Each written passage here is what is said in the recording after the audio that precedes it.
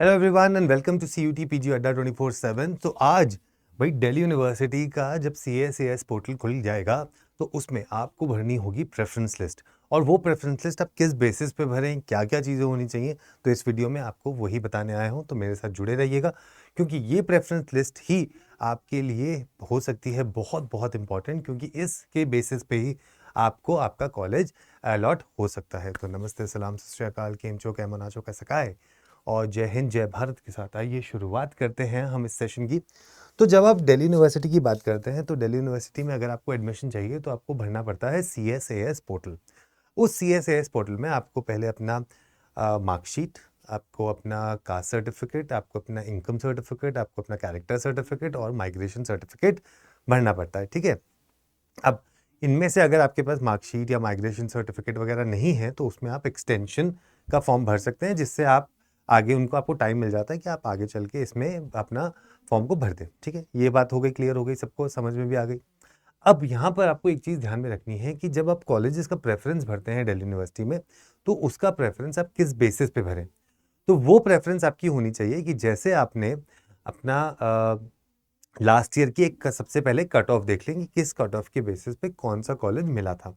जैसे हमने पिछली बार देखा था कि 190 180 पे भी पॉलिटिकल साइंस में कहीं ना कहीं मिल गया था।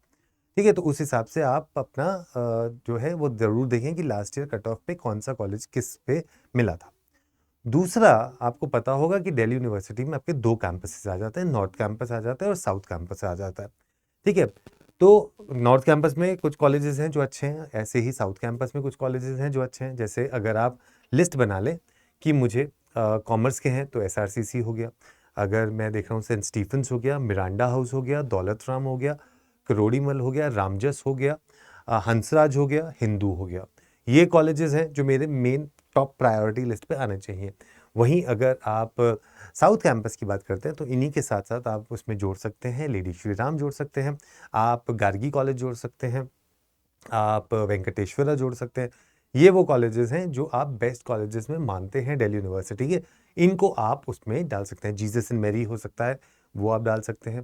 ठीक है, अब जैसे अगर आप देखें तो गार्गी कॉलेज जो है और आपका लेडी श्री राम जो कॉलेज है, ये सारे कॉलेजेस आपके गर्ल्स कॉलेजेस हैं, तो उसके हिसाब से भी आपको अपनी जो प्रेफरेंस लिस्ट है ऊपर नीचे करके देखनी पड़ेगी।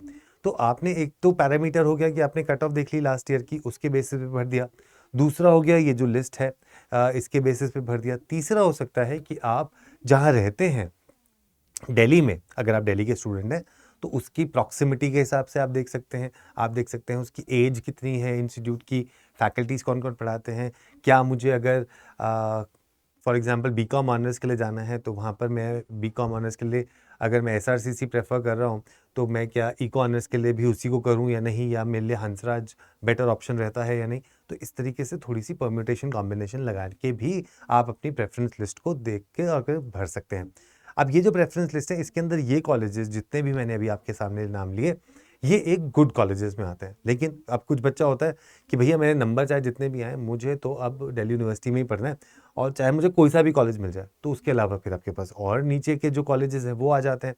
तो ये इसी तरीके से परम्यूटेशन कॉम्बिनेशन लगा के अपने कॉलेजेस की प्रेफरेंस लिस्ट को भरें, क्योंकि वो आपको डेफिनेटली एक हेल्प करता है कि उस कॉलेज में जाके जब आप अपना PG कर रहे हैं तो डेफिनेटली वो आपको एक बूस्टअप भी दे देता है, plus it gives you a lot of एक स्टैंडिंग दे देता है, पता चल जाता है कि हाँ भाई हम इस कॉलेज से पढ़ के अपना PG किया है।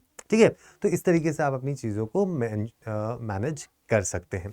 तो यहाँ पर अगर आप प्रेफरेंस लिस्ट भर रहे हैं तो प्लीज़ ध्यान रखिएगा, CSAS पोर्टल को ध्यान से भरिएगा, जैसे ही वो ओपन हो उसको ध्यान से रजिस्ट्रेशन करिएगा, अपने डॉक्यूमेंट्स को ध्यान से अपलोड करिएगा, क्योंकि इसके ऊपर बहुत सारे बच्चों का ऑलरेडी रिजेक्शन हो चुका है।